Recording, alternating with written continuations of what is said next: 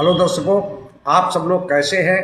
मैं यही ध्यान और भावना करता हूं कि आप सब लोग कुशल मंगल से होंगे, प्रसन्नचित्त होंगे, खुश होंगे, मस्त होंगे, दुष्ट होंगे, चुस्त होंगे, संपन्न होंगे। जैसा कि मैं हर रोज कहता हूं, फॉलो सब्सक्राइब करो न करो ये तो आपकी मर्जी है, पर ध्यान लगाकर, चित्त लगाकर, मन लगाकर, दिमाग लगाकर, माइंड लगाकर सुनते रहो, बस यही हमारी अर्जी है। बस यही हमारी अर्जी है। बस यही हमारी अर्जी है। तो दर्शकों, जैसा कि हम लोगों दंपति की गाथाओं का पाठ चल रहा है, तो आज दंपति की गाथा है 212 और प्रियव्रत की चौथी गाथा है। दंपति गाथा है 212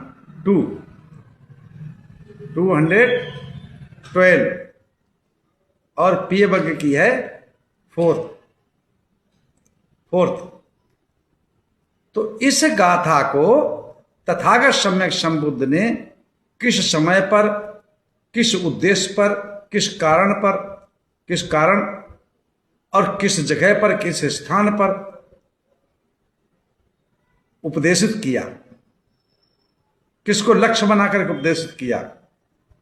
चलते हैं उस लक्ष्य की तरफ, उस कारण की तरफ, उस उद्देश्य की तरफ, उस जगह की तरफ, उस स्थान की तरफ, उस कहानी की तरफ, उस कथा की तरफ, उस व्यथा की तरफ। एवं मे सुतंग एकं समयं भगवा सावथियं विहरति जेतवने अनाथ पिंडिकश आरामे। ऐसा मैंने सुना, एक समय तथागत सम्यक संबुद्ध श्रावस्ती के अनाथ पिंडक द्वारा बनाए हुए जेतवनाराम में विहर रहे थे। उस समय की घटना है, उस समय की कहानी है, उस समय की कथा है, उस समय की व्यथा है कि उसी श्रावस्ती नगर में एक मध्यम वर्ग का परिवार रहता था। पति पत्नी दो ही थे और एक पुत्र था। मध्यम वर्ग समझते हैं, ना धनपति ना खाकपति, मध्यम पति। मतलब ना धनपति ना खाकपति, मध्यम पति, मिडिल क्लास का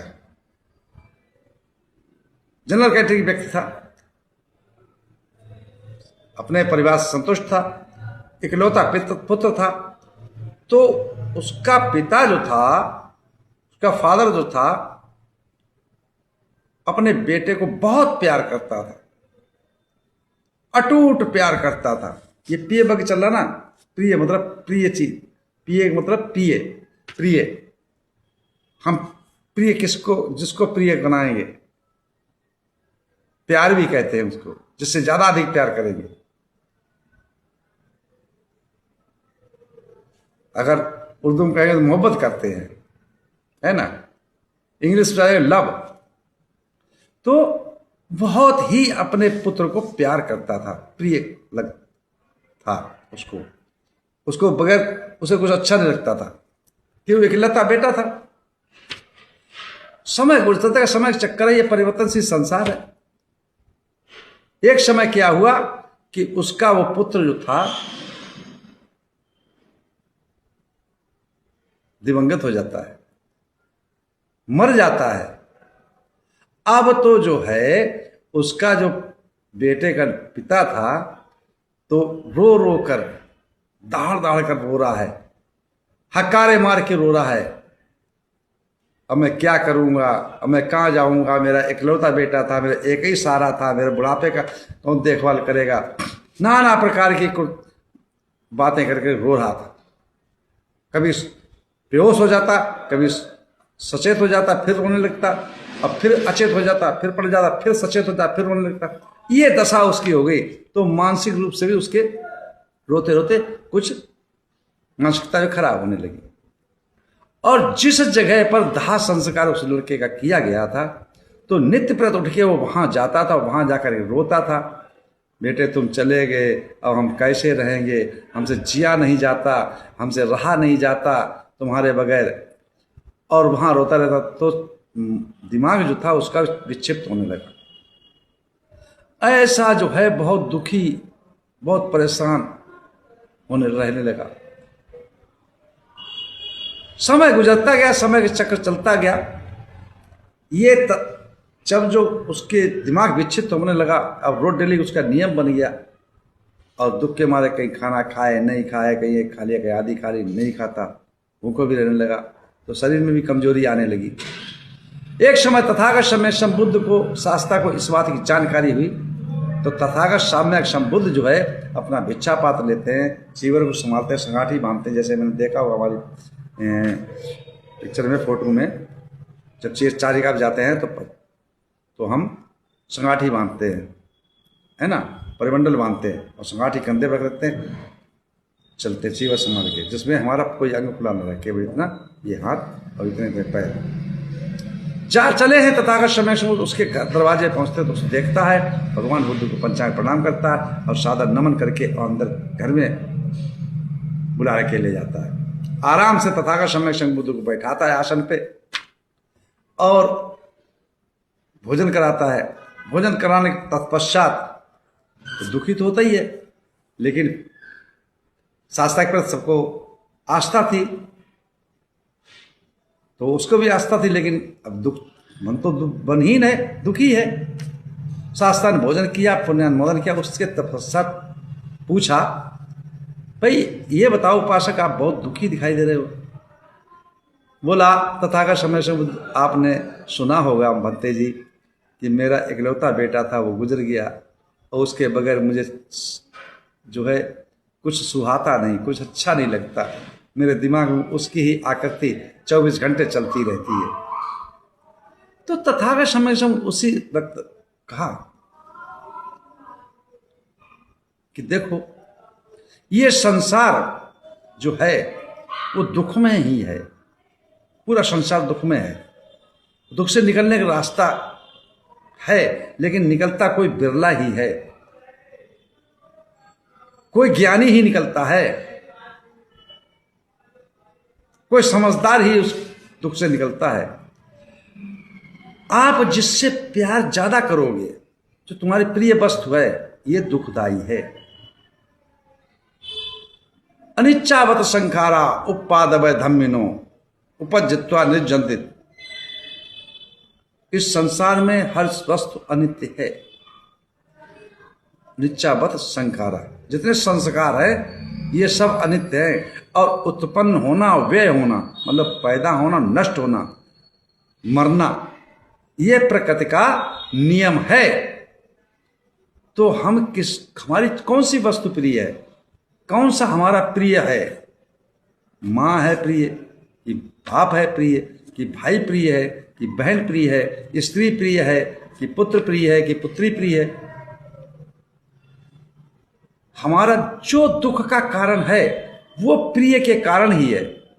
हमारा पुत्र है, हमारा धर्म जो कहता है उसकी शिक्षा दीक्षा, खाने पीने पहनने ओढ़ने की, लालन पालन का ध्यान रखे, लेकिन उसमें आसक्त हो जाना,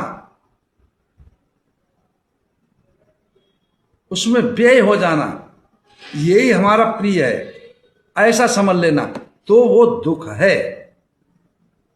अप्रिय भी दुख है।